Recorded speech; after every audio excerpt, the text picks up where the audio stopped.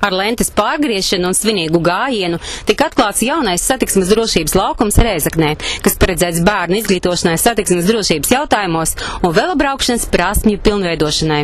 Laukums izveidots pateicoties Igaunijas Latvijas Krievijas programmas projektam Est-Latrus Trafik, kas tiek realizēts ar mērķi uzlabot satiksmes drošību Igaunijas, Latvijas un Krievijas pierobežā.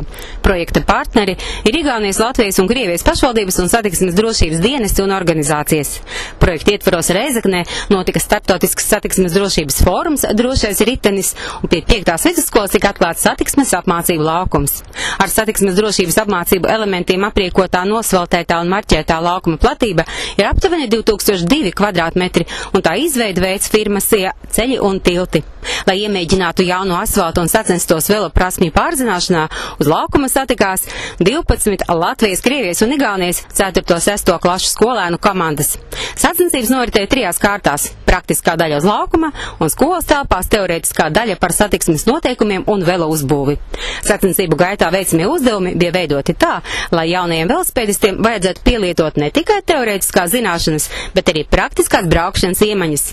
Visu 3 valstu komandas sacensībām bija nopietni gatavojušās un finišēja godam, lai arī dažu šķēršļu pārvarēšana prasīja patiešām labas iemaņas.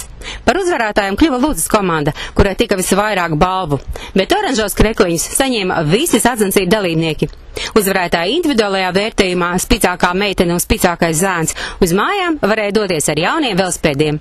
Pēc apbalvošanas ceremonijas sacensību uzvarētāji kopā ar ceļu policijas darbiniekiem devās patrulēt Rēzeknes pilsētas ielās.